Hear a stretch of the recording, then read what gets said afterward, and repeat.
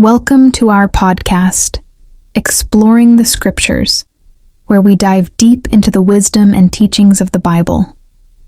I'm your host, May, and today we're focusing on the remarkable book of Nehemiah.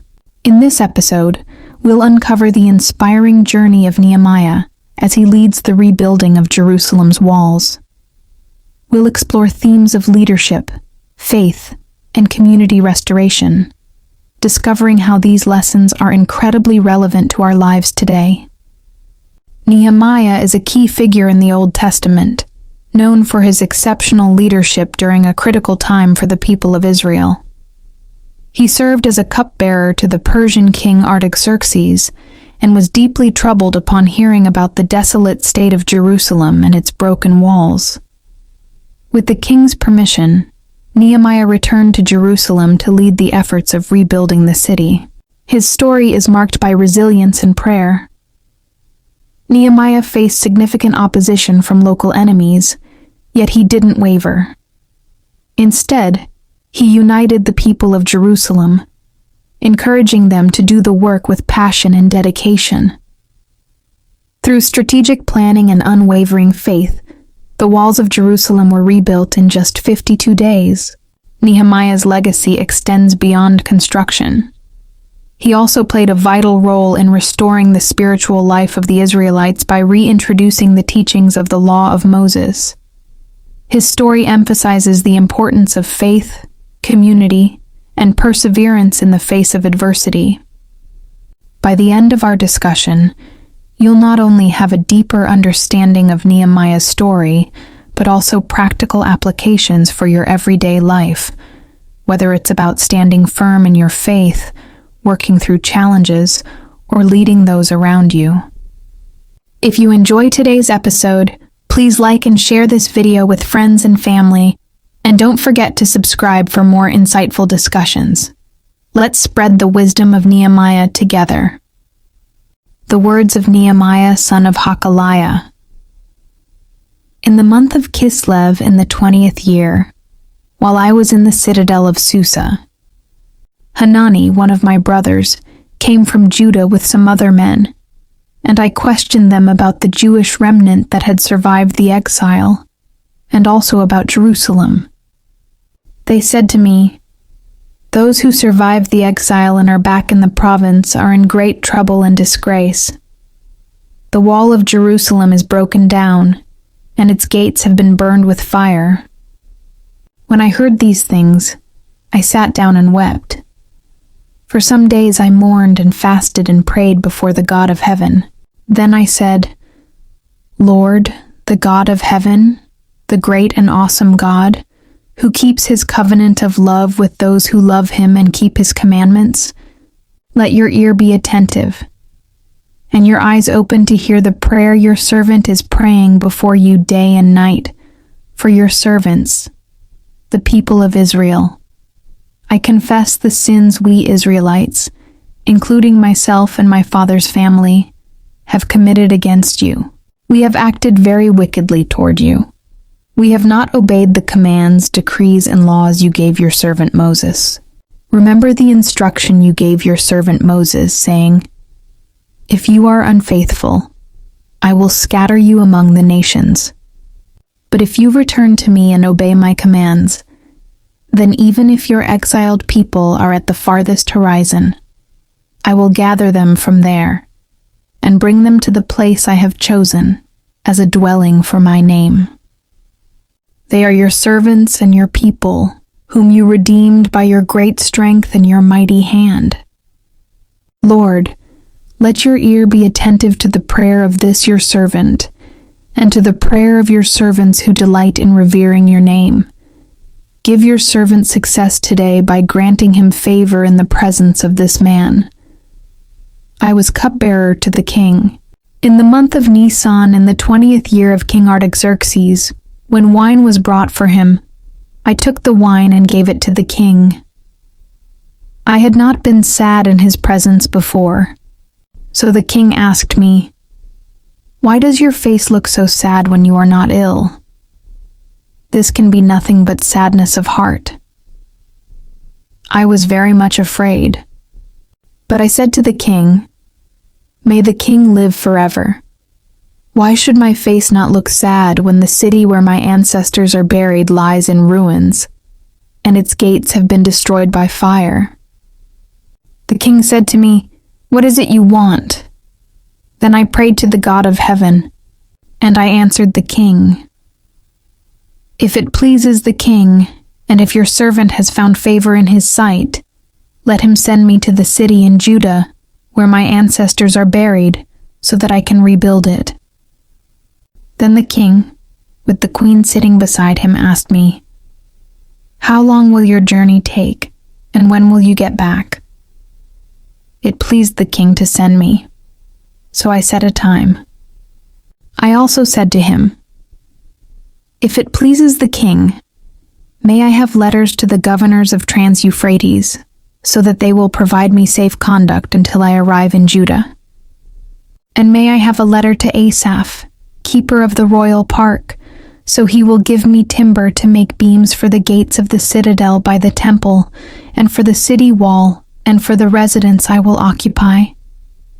And because the gracious hand of my God was on me, the king granted my requests. So I went to the governors of Trans-Euphrates, and gave them the king's letters. The king had also sent army officers and cavalry with me.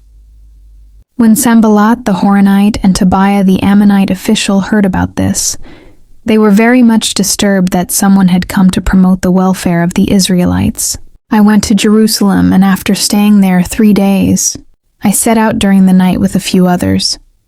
I had not told anyone what my God had put in my heart to do for Jerusalem.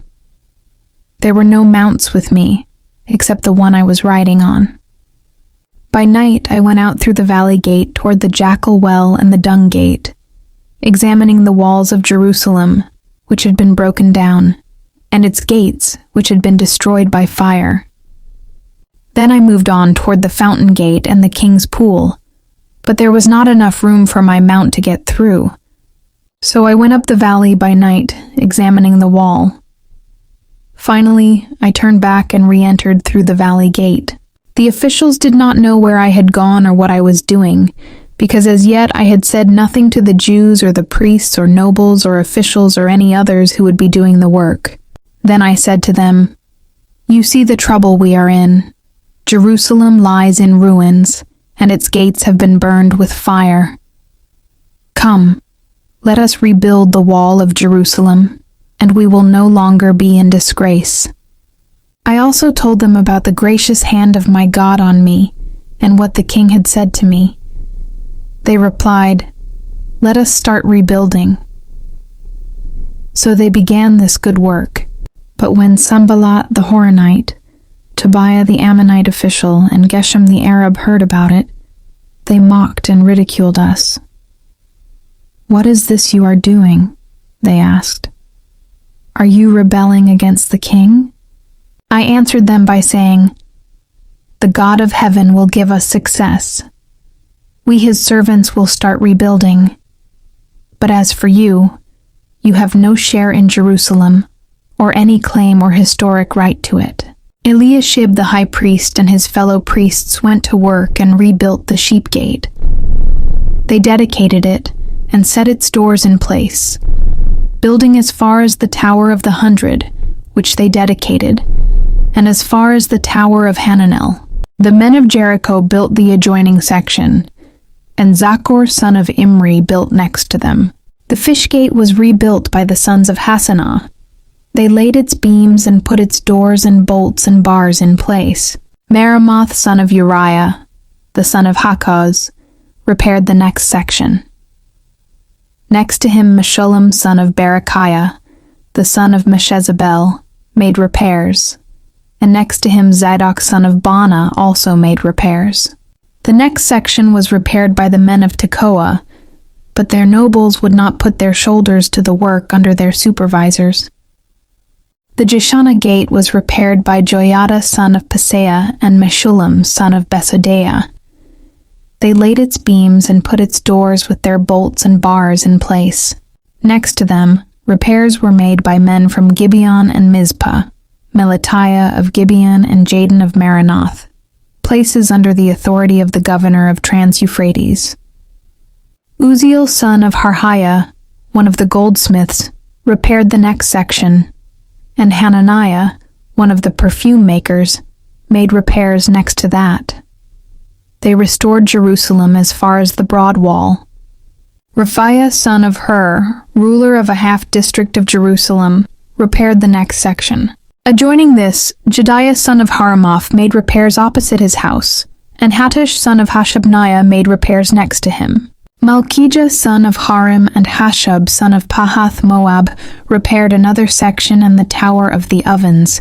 Shallum son of Halohesh, ruler of a half-district of Jerusalem, repaired the next section with the help of his daughters. The valley gate was repaired by Hanun and the residents of Zanoah.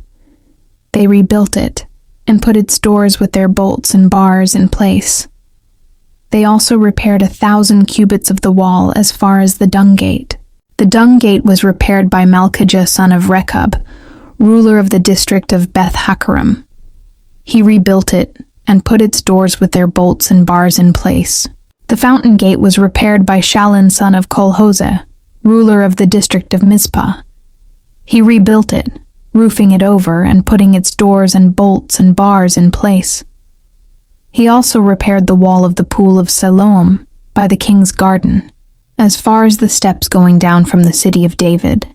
Beyond him, Nehemiah son of Azbuk, ruler of a half-district of Beth Zur, made repairs up to a point opposite the tombs of David, as far as the artificial pool and the house of the heroes. Next to him, the repairs were made by the Levites under Rehum son of Bani. Beside him, Hashabiah, ruler of half the district of Keilah, carried out repairs for his district. Next to him, the repairs were made by their fellow Levites under Binnui son of Henadad, ruler of the other half-district of Keilah. Next to him, Ezer son of Jeshua, ruler of Mizpah, repaired another section, from a point facing the ascent to the armory as far as the angle of the wall. Next to him, Baruch son of Zabbai zealously repaired another section, from the angle to the entrance of the house of Eliashib the high priest. Next to him, Meremoth son of Uriah, the son of Hakaz, repaired another section, from the entrance of Eliashib's house to the end of it. The repairs next to him were made by the priests from the surrounding region. Beyond them, Benjamin and Hashub made repairs in front of their house, and next to them, Azariah son of Messiah, the son of Ananiah, made repairs beside his house. Next to him, Binnui son of Henadad repaired another section, from Azariah's house to the angle in the corner, and the temple servants living on the hill of Ophel made repairs up to a point opposite the water gate toward the east and the projecting tower. Next to them, the men of Tekoa repaired another section, from the great projecting tower to the wall of Ophel. Above the horse gate, the priests made repairs, each in front of his own house. Next to them, Zadok son of Immer made repairs opposite his house. Next to him, Shemaiah son of Shechaniah, the guard at the east gate, made repairs. Next to him, Hananiah son of Shelemiah, and Hanun, the sixth son of Zalaph, repaired another section. Next to them, Meshullam son of Berechiah made repairs opposite his living quarters. Next to him, Malchijah, one of the goldsmiths, made repairs as far as the house of the temple servants and the merchants, opposite the inspection gate, and as far as the room above the corner. And between the room above the corner and the sheep gate, the goldsmiths and merchants made repairs. When Sanballat heard that we were rebuilding the wall, he became angry and was greatly incensed. He ridiculed the Jews, and in the presence of his associates in the army of Samaria, he said, "What are those feeble Jews doing? Will they restore their wall? Will they offer sacrifices? Will they finish in a day? Can they bring the stones back to life from those heaps of rubble, burned as they are?" Tobiah the Ammonite, who was at his side, said, "What they are building, even a fox climbing up on it would break down their wall of stones. Hear us, our God, for we are despised. Turn their insults back on their own heads. Give them over as plunder in a land of captivity. Do not cover up their guilt or blot out their sins from your sight, for they have thrown insults in the face of the builders." So we rebuilt the wall till all of it reached half its height, for the people worked with all their heart. But when Sanballat, Tobiah, the Arabs, the Ammonites, and the people of Ashdod heard that the repairs to Jerusalem's walls had gone ahead and that the gaps were being closed, they were very angry. They all plotted together to come and fight against Jerusalem and stir up trouble against it. But we prayed to our God and posted a guard day and night to meet this threat. Meanwhile, the people in Judah said, "The strength of the laborers is giving out, and there is so much rubble that we cannot rebuild the wall." Also our enemies said, "Before they know it or see us, we will be right there among them, and will kill them and put an end to the work." Then the Jews who lived near them came and told us 10 times over, "Wherever you turn, they will attack us." Therefore I stationed some of the people behind the lowest points of the wall at the exposed places, posting them by families with their swords, spears, and bows. After I looked things over, I stood up and said to the nobles, the officials, and the rest of the people, "Don't be afraid of them. Remember the Lord, who is great and awesome, and fight for your families, your sons and your daughters, your wives and your homes." When our enemies heard that we were aware of their plot and that God had frustrated it, we all returned to the wall, each to our own work. From that day on, half of my men did the work, while the other half were equipped with spears, shields, bows, and armor. The officers posted themselves behind all the people of Judah, who were building the wall. Those who carried materials did their work with one hand and held a weapon in the other, and each of the builders wore his sword at his side as he worked. But the man who sounded the trumpet stayed with me. Then I said to the nobles, the officials, and the rest of the people, "The work is extensive and spread out, and we are widely separated from each other along the wall. Wherever you hear the sound of the trumpet, join us there. Our God will fight for us." So we continued the work with half the men holding spears, from the first light of dawn till the stars came out. At that time I also said to the people, "Have every man and his helper stay inside Jerusalem at night, so they can serve us as guards by night and as workers by day." Neither I nor my brothers nor my men nor the guards with me took off our clothes. Each had his weapon, even when he went for water. Now the men and their wives raised a great outcry against their fellow Jews. Some were saying, "We and our sons and daughters are numerous. In order for us to eat and stay alive, we must get grain." Others were saying, "We are mortgaging our fields, our vineyards, and our homes to get grain during the famine." Still others were saying, "We have had to borrow money to pay the king's tax on our fields and vineyards." Although we are of the same flesh and blood as our fellow Jews, and though our children are as good as theirs, yet we have to subject our sons and daughters to slavery. Some of our daughters have already been enslaved, but we are powerless, because our fields and our vineyards belong to others. When I heard their outcry and these charges, I was very angry. I pondered them in my mind, and then accused the nobles and officials.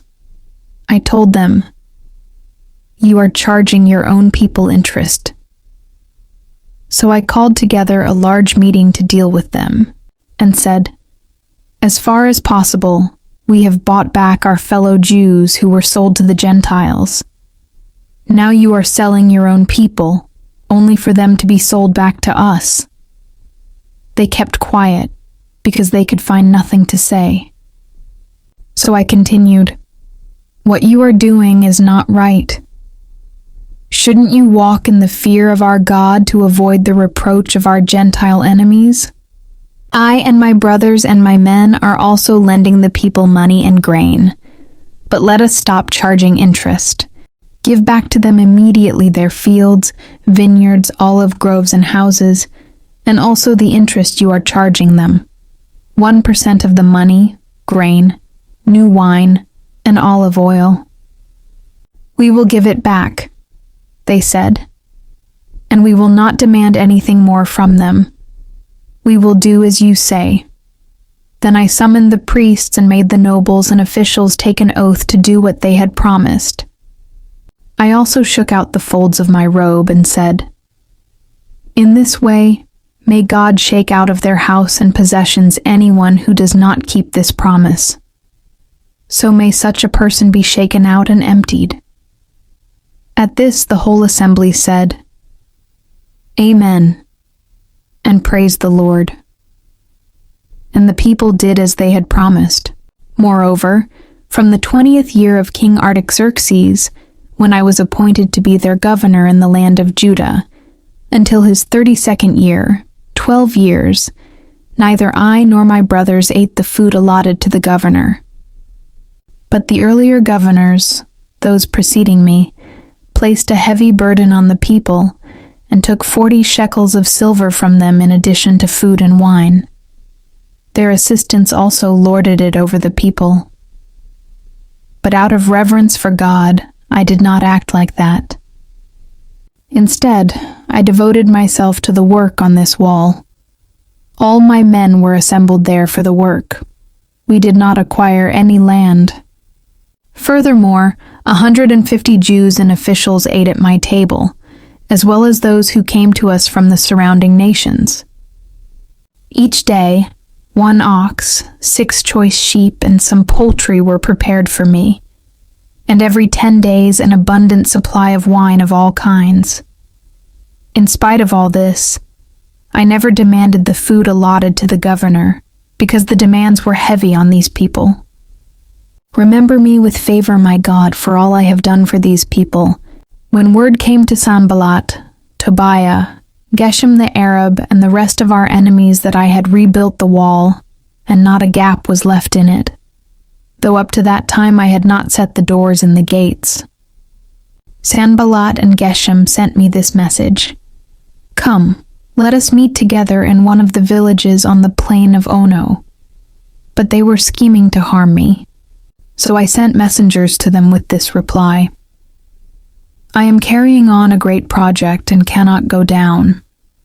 Why should the work stop while I leave it and go down to you?"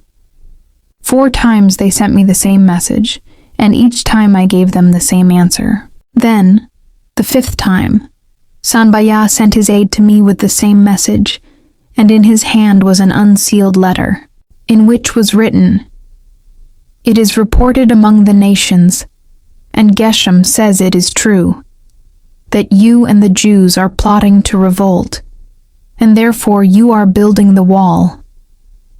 Moreover, according to these reports, you are about to become their king, and have even appointed prophets to make this proclamation about you in Jerusalem. There is a king in Judah. Now this report will get back to the king. So come, let us meet together." I sent him this reply: "Nothing like what you are saying is happening. You are just making it up out of your head." They were all trying to frighten us, thinking, their hands will get too weak for the work and it will not be completed. But I prayed, "Now strengthen my hands." One day, I went to the house of Shemaiah, son of Delaiah, the son of Mehetabel, who was shut in at his home.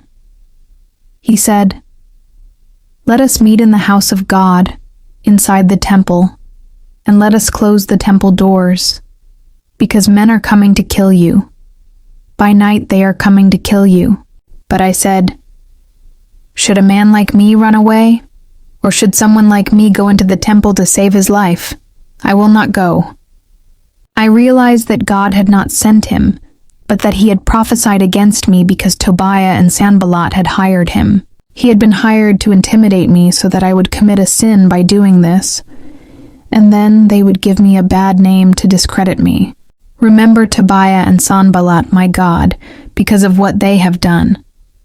Remember also the prophet Noadiah, and how she and the rest of the prophets have been trying to intimidate me. So the wall was completed on the 25th of Elul, in 52 days. When all our enemies heard about this, all the surrounding nations were afraid and lost their self-confidence, because they realized that this work had been done with the help of our God. Also, in those days the nobles of Judah were sending many letters to Tobiah, and replies from Tobiah kept coming to them. For many in Judah were under oath to him, since he was son-in-law to Shechaniah son of Arah, and his son Jehohanan had married the daughter of Meshullam son of Berechiah. Moreover, they kept reporting to me his good deeds, and then telling him what I said. And Tobiah sent letters to intimidate me.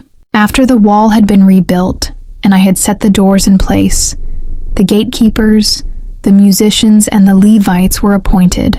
I put in charge of Jerusalem my brother Hanani, along with Hananiah the commander of the citadel, because he was a man of integrity and feared God more than most people do.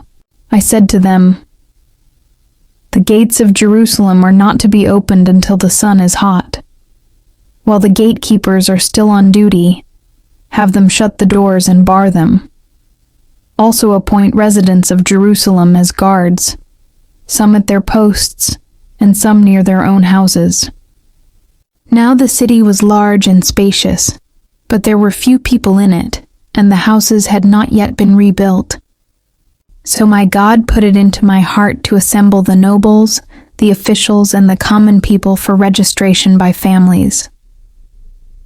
I found the genealogical record of those who had been the first to return. This is what I found written there. These are the people of the province who came up from the captivity of the exiles, whom Nebuchadnezzar king of Babylon had taken captive.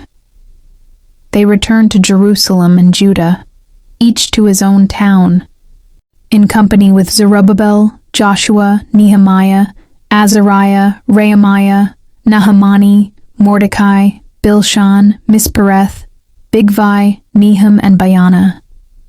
The list of the men of Israel. The descendants of Parosh, 172 of Shephatiah, 372 of Arah, 652 of Pahath Moab, through the line of Jeshua and Joab, 2,218 of Elam, 254 of Zatu, 845 of Zakai, 760, of Binui, 648, of Bebai, 628, of Azgad, 322, of Adonikam, 667, of Bigvai, 2,067, of Adin, 655, of Ater, through Hezekiah, 98, of Hashum, 328, of Bezai, 324, of Hariph, 112, of Gibeon, 95, the men of Bethlehem and Netopha, 188, of Anathoth, 128, of Beth Asmaveth, 42, of Kiriath Jearim, Kephirah and Beeroth, 743 of Ramah and Geba, 621 of Michmash, 122 of Bethel and Ai, 123 of the other Nebo, 52 of the other Elam, 154 of Harim, 320 of Jericho, 345 of Lod, Hadid, and Ono, 721 of Sanah, 3,930, the priests, the descendants of Jediah, through the family of Jeshua, 973 of Immer, 1,052 of Pashhur, 1,247 of Harim, 1,017. The Levites, the descendants of Jeshua, through Kadmiel, through the line of Hodaviah, 74. The musicians, the descendants of Asaph, 148. The gatekeepers, the descendants of Shallum, Ader, Talmon, Akub, Hatita, and Shobai, 138. The temple servants, the descendants of Ziha, Hasufa tabaoth keros, siapadon lebana, hagaba shalmai hanan gidel gahar, riayah rezin nekoda gazam, uza pasyah besai, munim nefusim, bakbuk hakupa, harhur bazlut mehida harsha barkos sisera tema, neziahen hatifa. The descendants of the servants of Solomon, the descendants of Sotai, Sophereth, Perida, Jala, Darkon, Giddel, Shephatiah, Hatil, Pokereth, Hazabaim, and Amon. The temple servants and the descendants of the servants of Solomon 392.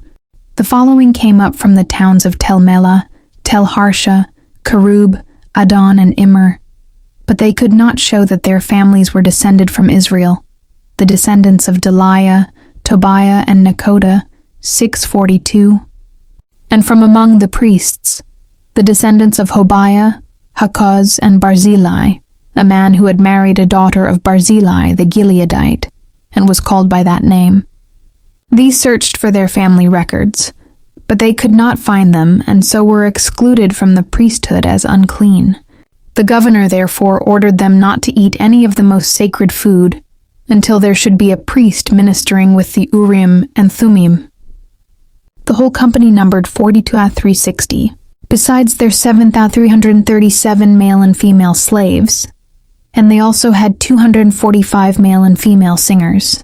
There were 736 horses, 245 mules, 435 camels, and 6,720 donkeys. Some of the heads of the families contributed to the work. The governor gave to the treasury 1,000 derricks of gold, 50 bowls, and 530 garments for priests. Some of the heads of the families gave to the treasury for the work 20,000 derricks of gold and 2,200 minas of silver. The total given by the rest of the people was 20,000 derricks of gold, 2,000 minas of silver, and 67 garments for priests. All the people came together as one in the square before the water gate. They told Ezra, the teacher of the law, to bring out the book of the law of Moses, which the Lord had commanded for Israel. So on the first day of the 7th month, Ezra the priest brought the law before the assembly, which was made up of men and women and all who were able to understand. He read it aloud from daybreak till noon, as he faced the square before the water gate in the presence of the men, women, and others who could understand. And all the people listened attentively to the book of the law. Ezra, the teacher of the law, stood on a high wooden platform built for the occasion. Beside him on his right stood Mattithiah, Shema, Ananiah, Uriah, Hilkiah, and Maaseiah. And on his left were Pedaiah, Mishael, Malchijah, Hashum, Hashbaddanah, Zechariah, and Meshullam. Ezra opened the book. All the people could see him because he was standing above them, and as he opened it, the people all stood up. Ezra praised the Lord, the great God, and all the people lifted their hands and responded, Amen, Amen. Then they bowed down and worshipped the Lord with their faces to the ground. The Levites, Jeshua, Bani, Sherebiah, Jamin, Akub, Shabbathai, Hodiah, Maaseiah, Kelita, Azariah, Jozabad, Hanan, and Pelaiah, instructed the people in the law while the people were standing there. They read from the book of the law of God, making it clear and giving the meaning so that the people understood what was being read. Then Nehemiah the governor, Ezra the priest and teacher of the law, and the Levites who were instructing the people said to them all, "This day is holy to the Lord your God. Do not mourn or weep." For all the people had been weeping as they listened to the words of the law. Nehemiah said, "Go and enjoy choice food and sweet drinks, and send some to those who have nothing prepared. This day is holy to our Lord. Do not grieve, for the joy of the Lord is your strength."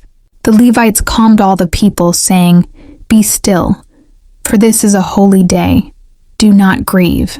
Then all the people went away to eat and drink, to send portions of food and to celebrate with great joy, because they now understood the words that had been made known to them.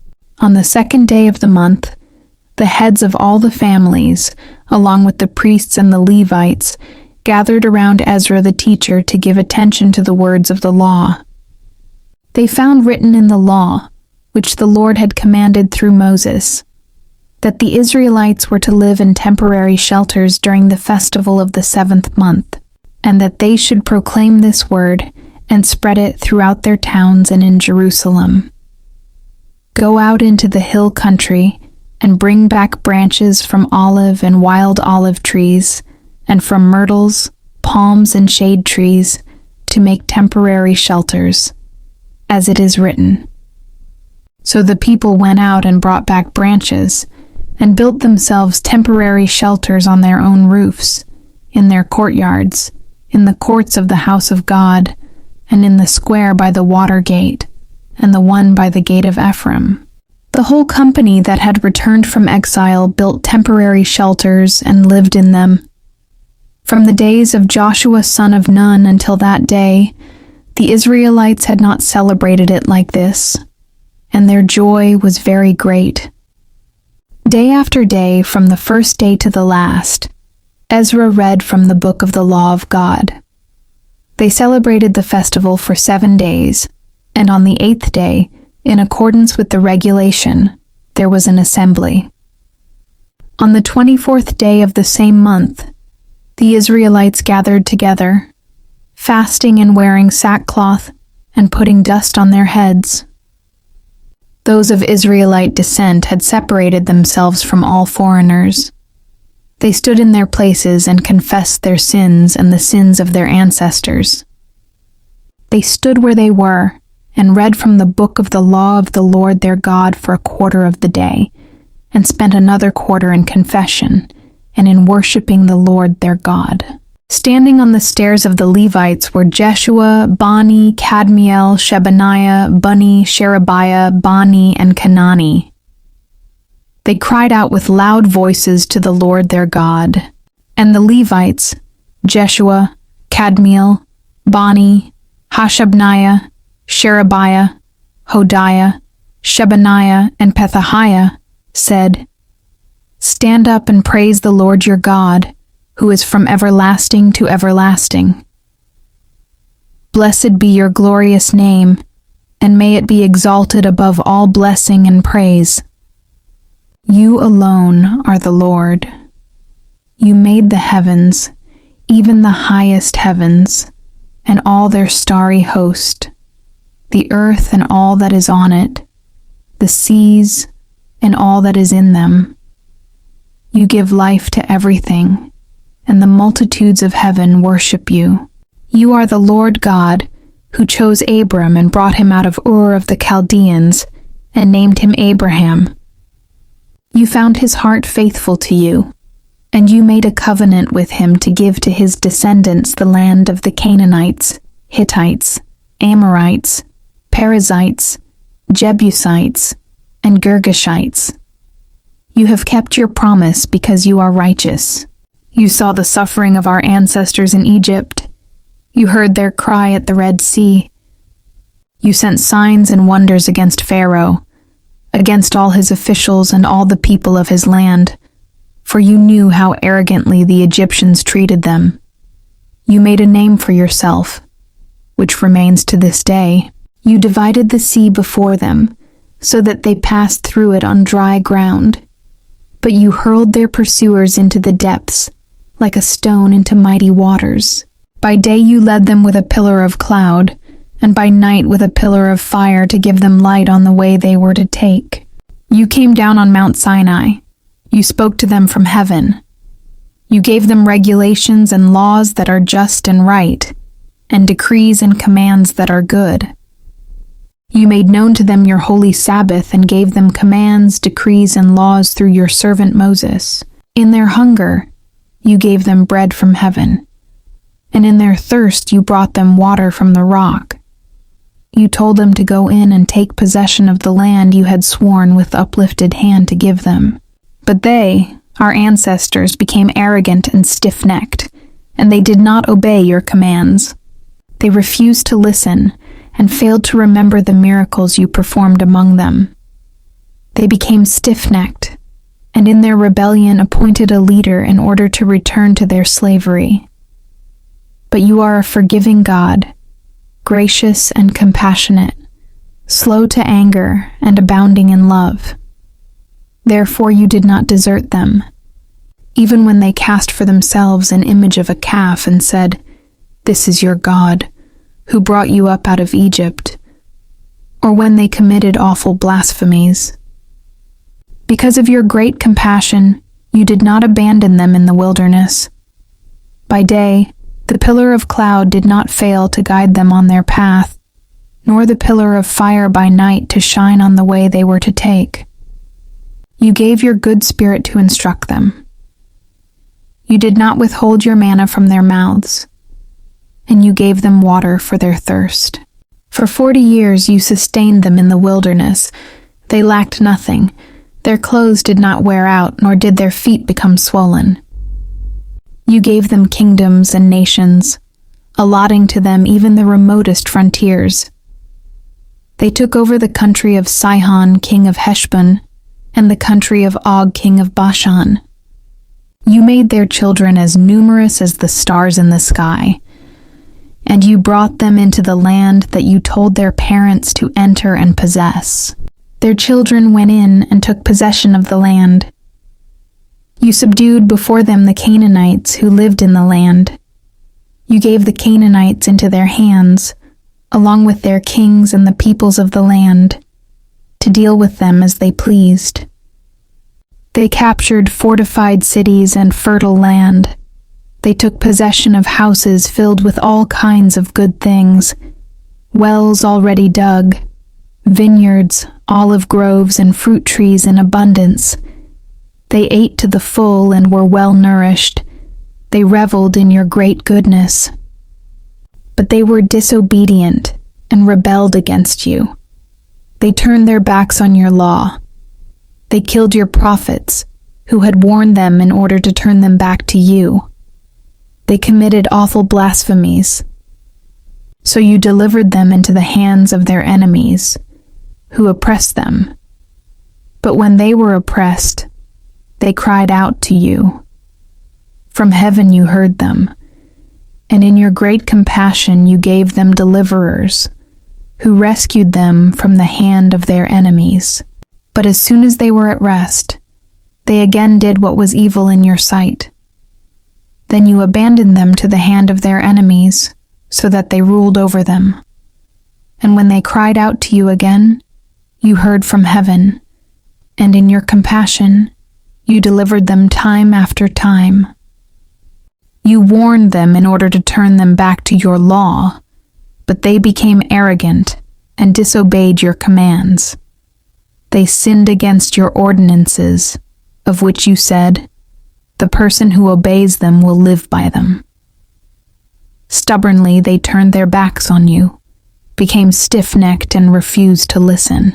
For many years you were patient with them. By your Spirit you warned them through your prophets. Yet they paid no attention, so you gave them into the hands of the neighboring peoples.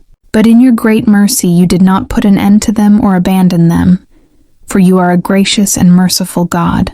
Now therefore, our God, the great God, mighty and awesome, who keeps his covenant of love, do not let all this hardship seem trifling in your eyes, the hardship that has come on us, on our kings and leaders, on our priests and prophets, on our ancestors and all your people, from the days of the kings of Assyria until today. In all that has happened to us, you have remained righteous. You have acted faithfully, while we acted wickedly. Our kings, our leaders, our priests, and our ancestors did not follow your law. They did not pay attention to your commands or the statutes you warned them to keep. Even while they were in their kingdom, enjoying your great goodness to them in the spacious and fertile land you gave them, they did not serve you or turn from their evil ways. But see, we are slaves today, slaves in the land you gave our ancestors so they could eat its fruit and the other good things it produces. Because of our sins, its abundant harvest goes to the kings you have placed over us. They rule over our bodies and our cattle as they please. We are in great distress. In view of all this, we are making a binding agreement, putting it in writing, and our leaders, our Levites, and our priests are affixing their seals to it. Those who sealed it were Nehemiah the governor, the son of Hakaliah, Zedekiah, Seraiah, Azariah, Jeremiah, Pashhur, Amariah, Malchijah, Hattush, Shebaniah, Malach, Harim, Meremoth, Obadiah, Daniel, Ginnaton, Baruch, Meshullam, Abijah, Mijamin, Maaziah, Bilgai, and Shemaiah. These were the priests. The Levites, Jeshua son of Azaniah, Binui of the sons of Henadad, Kadmiel, and their associates, Shebaniah, Hodiah, Kelita, Peliah, Hanan, Micah, Rehob, Hashabiah, Zakur, Sherebiah, Shebaniah, Hodiah, Bani, and Beninu. The leaders of the people, Parosh, Pahath Moab, Elam, Zatu, Bani, Buni, Azgad, Babai, Adonijah, Bigvai Adin, Ader, Hezekiah, Azur, Hodiah, Hashum, Bezai, Harif, Anathoth, Nebai, Magpiash, Meshullam, Hezir, Meshezabel, Zadok, Jaddua, Pelatiah, Hanan, Anaiah, Hoshea, Hananiah, Hashub, Halohesh, Bilhah, Shobek, Rehum, Hashabnah, Maaseiah, Ahia, Hanan, Anan, Malach, Harim, and Bana. The rest of the people, priests, Levites, gatekeepers, musicians, temple servants, and all who separated themselves from the neighboring peoples for the sake of the law of God, together with their wives and all their sons and daughters who are able to understand. All these now join their fellow Israelites, the nobles, and bind themselves with a curse and an oath to follow the law of God, given through Moses, the servant of God, and to obey carefully all the commands, regulations, and decrees of the Lord our Lord. We promise not to give our daughters in marriage to the peoples around us, or take their daughters for our sons. When the neighboring peoples bring merchandise or grain to sell on the Sabbath, we will not buy from them on the Sabbath or on any holy day. Every 7th year we will forego working the land and will cancel all debts. We assume the responsibility for carrying out the commands to give 1/3 of a shekel each year for the service of the house of our God, for the bread set out on the table, for the regular grain offerings and burnt offerings, for the offerings on the Sabbaths, at the new moon feasts, and at the appointed festivals, for the holy offerings, for sin offerings to make atonement for Israel, and for all the duties of the house of our God. We, the priests, the Levites, and the people, have cast lots to determine when each of our families is to bring to the house of our God at set times each year a contribution of wood to burn on the altar of the Lord our God, as it is written in the law. We also assume responsibility for bringing to the house of the Lord each year the first fruits of our crops and of every fruit tree.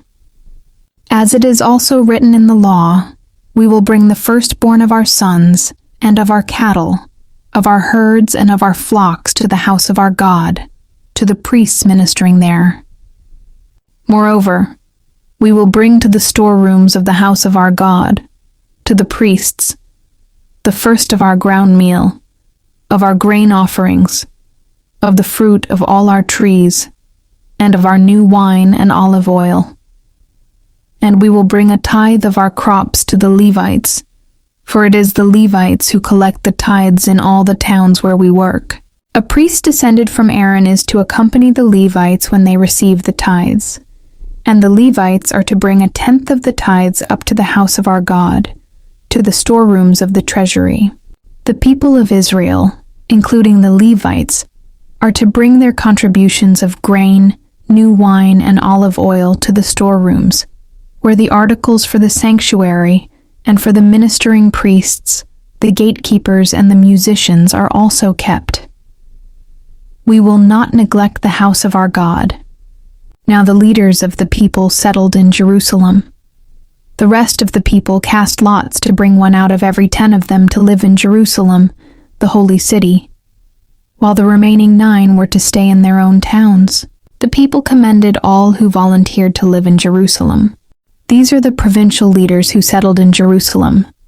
Now some Israelites, priests, Levites, temple servants, and descendants of Solomon's servants lived in the towns of Judah, each on their own property in the various towns, while other people from both Judah and Benjamin lived in Jerusalem.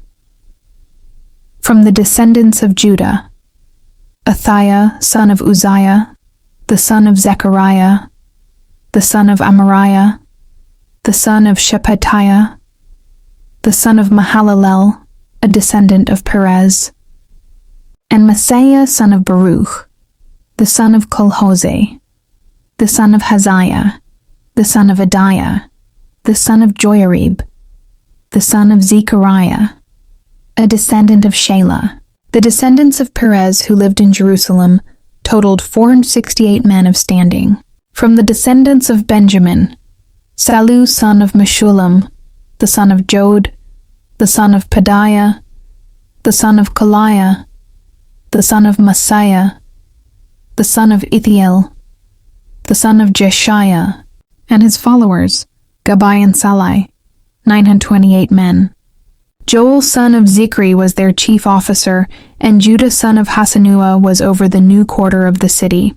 From the priests, Jediah, the son of Joiarib, Jachin, Sariah, son of Hilkiah, the son of Meshullam, the son of Zadok, the son of Meraioth, the son of Ahitub, the official in charge of the house of God, and their associates, who carried on work for the temple, 822 men. Adiah, son of Jeroham, the son of Pelaliah, the son of Amzi, the son of Zechariah, the son of Pashur, the son of Malchijah, and his associates, who were heads of families, 242 men.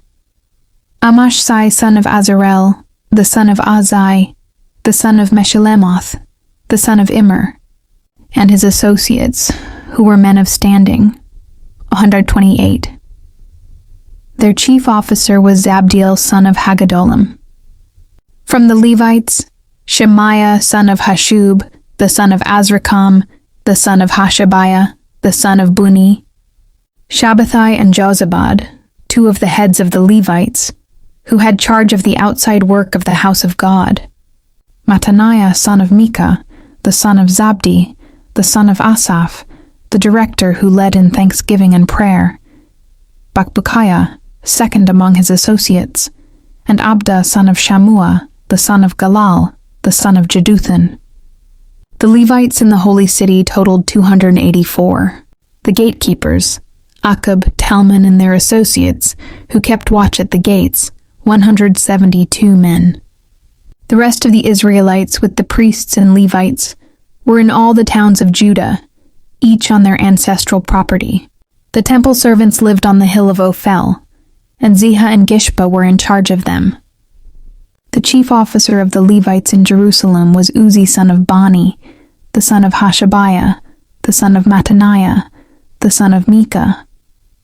Uzzi was one of Asaph's descendants, who were the musicians responsible for the service of the house of God.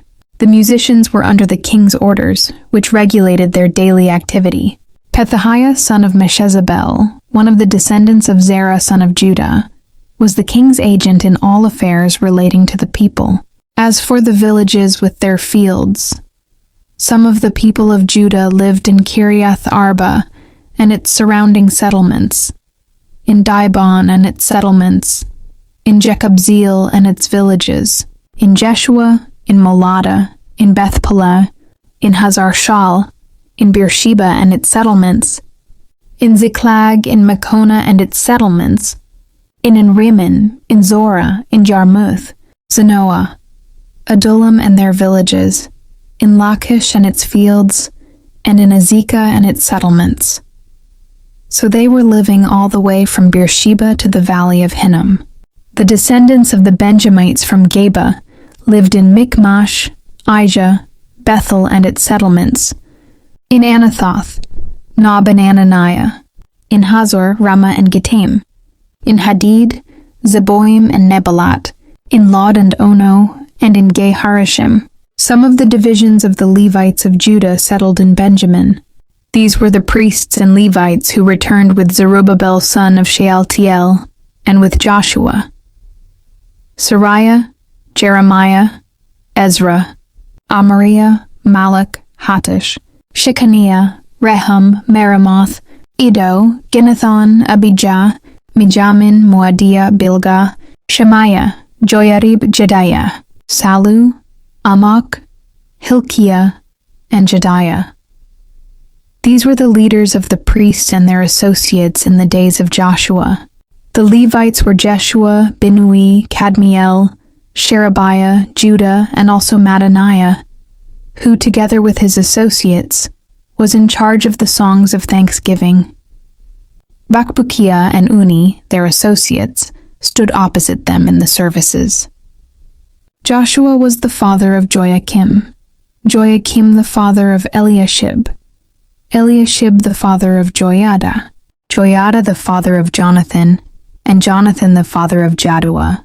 In the days of Joachim, these were the heads of the priestly families: of Sariah's family, Moriah; of Jeremiah's, Hananiah; of Ezra's, Meshullam; of Amariah's, Jehohanan; of Malach's, Jonathan; of Shechaniah's, Joseph; of Harim's, Adnah; of Meremoth's, Helkai; of Iddo's, Zechariah; of Ginnethon's, Meshullam; of Abijah's, Zikri; of Miniamin's, and of Moadiah's, Piltai; of Bilgah's, Shammua; of Shemaiah's, Jehonathan; of Joyarib's, Mattani; of Jediah's, Uzi; of Salu's, Kalai; of Amok's, Eber; of Hilkiah's, Hashabiah; of Jediah's, Nethanel. The family heads of the Levites in the days of Eliashib, Joiada, Johanan, and Jaddua, as well as those of the priests, were recorded in the reign of Darius the Persian. The family heads among the descendants of Levi up to the time of Johanan son of Eliashib were recorded in the book of the Annals, and the leaders of the Levites were Hashabiah, Sherebiah, Jeshua son of Kadmiel, and their associates, who stood opposite them to give praise and thanksgiving, one section responding to the other, as prescribed by David the man of God. Mattaniah, Bakbukiah, Obadiah, Meshullam, Talmon, and Akab were gatekeepers who guarded the storerooms at the gates. They served in the days of Joachim son of Joshua, the son of Josadak, and in the days of Nehemiah, the governor, and of Ezra the priest, the teacher of the law. At the dedication of the wall of Jerusalem, the Levites were sought out from where they lived and were brought to Jerusalem to celebrate joyfully the dedication with songs of thanksgiving and with the music of cymbals, harps, and lyres. The musicians also were brought together from the region around Jerusalem, from the villages of the Netophathites, from Beth Gilgal, and from the area of Geba and Asmaveth, for the musicians had built villages for themselves around Jerusalem. When the priests and Levites had purified themselves ceremonially, they purified the people, the gates, and the wall. I had the leaders of Judah go up on top of the wall. I also assigned 2 large choirs to give thanks. One was to proceed on top of the wall to the right, toward the dung gate. Hoshea and half the leaders of Judah followed them, along with Azariah, Ezra, Meshullam, Judah, Benjamin, Shemaiah, Jeremiah, as well as some priests with trumpets, and also Zechariah son of Jonathan, the son of Shemaiah, the son of Mattaniah, the son of Micaiah, the son of Zaccur, the son of Asaph, and his associates, Shemaiah, Azarel, Milalai, Gilalai, Mai, Nethanel, Judah, and Hanani, with musical instruments prescribed by David the man of God. Ezra the teacher of the law led the procession. At the fountain gate they continued directly up the steps of the city of David on the ascent to the wall, and passed above the site of David's palace to the water gate on the east. The second choir proceeded in the opposite direction. I followed them on top of the wall, together with half the people, past the Tower of the Ovens to the broad wall, over the gate of Ephraim, the Jeshanah gate, the Fish gate, the Tower of Hananel, and the Tower of the 100, as far as the Sheep gate. At the gate of the guard they stopped. The 2 choirs that gave thanks then took their places in the house of God. So did I, together with half the officials, as well as the priests, Eliakim, Maaseiah, Miniamin, Micaiah, Elioenai, Zechariah, and Hananiah with their trumpets, and also Maaseiah, Shemaiah, Eleazar, Uzi, Jehohanan, Malchijah, Elam, and Ezer. The choirs sang under the direction of Jezrahiah, and on that day they offered great sacrifices, rejoicing because God had given them great joy. The women and children also rejoiced. The sound of rejoicing in Jerusalem could be heard far away. At that time, men were appointed to be in charge of the storerooms for the contributions, first fruits, and tithes. From the fields around the towns, they were to bring into the storerooms the portions required by the law for the priests and the Levites, for Judah was pleased with the ministering priests and Levites. They performed the service of their God and the service of purification, as did also the musicians and gatekeepers, according to the commands of David and his son Solomon. For long ago, in the days of David and Asaph, there had been directors for the musicians and for the songs of praise and thanksgiving to God. So in the days of Zerubbabel and of Nehemiah, all Israel contributed the daily portions for the musicians and the gatekeepers. They also set aside the portion for the other Levites, and the Levites set aside the portion for the descendants of Aaron. On that day, the book of Moses was read aloud in the hearing of the people, and there it was found written that no Ammonite or Moabite should ever be admitted into the assembly of God, because they had not met the Israelites with food and water, but had hired Balaam to call a curse down on them. Our God, however, turned the curse into a blessing. When the people heard this law, they excluded from Israel all who were of foreign descent. Before this, Eliashib the priest had been put in charge of the storerooms of the house of our God. He was closely associated with Tobiah, and he had provided him with a large room formerly used to store the grain offerings and incense and temple articles, and also the tithes of grain, new wine, and olive oil prescribed for the Levites, musicians, and gatekeepers, as well as the contributions for the priests. But while all this was going on, I was not in Jerusalem, for in the 32nd year of Artaxerxes, king of Babylon, I had returned to the king. Some time later I asked his permission, and came back to Jerusalem. Here I learned about the evil thing Eliashib had done in providing Tobiah a room in the courts of the house of God. I was greatly displeased, and threw all Tobiah's household goods out of the room. I gave orders to purify the rooms, and then I put back into them the equipment of the house of God, with the grain offerings and the incense. I also learned that the portions assigned to the Levites had not been given to them, and that all the Levites and musicians responsible for the service had gone back to their own fields. So I rebuked the officials and asked them, "Why is the house of God neglected?" Then I called them together and stationed them at their posts. All Judah brought the tithes of grain, new wine, and olive oil into the storerooms.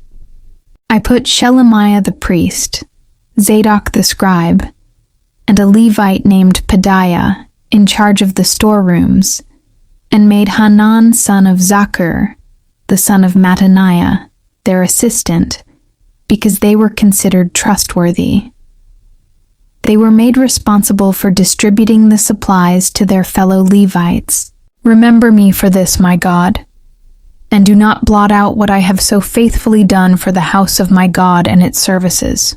In those days I saw people in Judah treading wine presses on the Sabbath, and bringing in grain, and loading it on donkeys, together with wine, grapes, figs, and all other kinds of loads.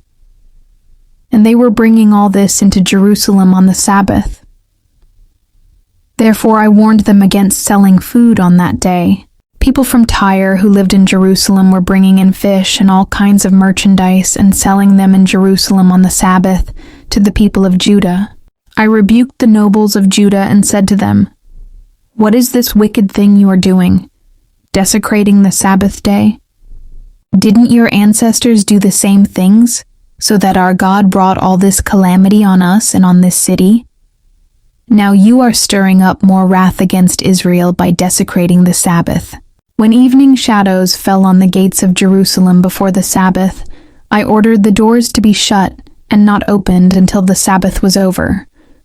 I stationed some of my own men at the gates, so that no load could be brought in on the Sabbath day. Once or twice the merchants and sellers of all kinds of goods spent the night outside Jerusalem. But I warned them and said, "Why do you spend the night by the wall? If you do this again, I will arrest you." From that time on, they no longer came on the Sabbath. Then I commanded the Levites to purify themselves and go and guard the gates in order to keep the Sabbath day holy.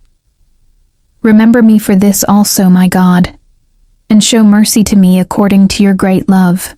Moreover, in those days I saw men of Judah who had married women from Ashdod, Ammon, and Moab. Half of their children spoke the language of Ashdod, or the language of one of the other peoples, and did not know how to speak the language of Judah. I rebuked them and called curses down on them. I beat some of the men and pulled out their hair. I made them take an oath in God's name and said, "You are not to give your daughters in marriage to their sons, nor are you to take their daughters in marriage for your sons or for yourselves." Was it not because of marriages like these that Solomon, king of Israel, sinned? Among the many nations there was no king like him. He was loved by his God, and God made him king over all Israel. But even he was led into sin by foreign women. Must we hear now that you too are doing all this terrible wickedness and are being unfaithful to our God by marrying foreign women? One of the sons of Joiada, son of Eliashib, the high priest, was son-in-law to Sanballat the Horonite, and I drove him away from me. Remember them, my God, because they defiled the priestly office and the covenant of the priesthood and of the Levites.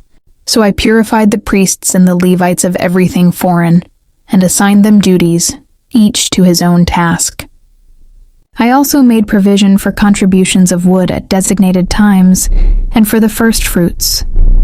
Remember me with favor, my God.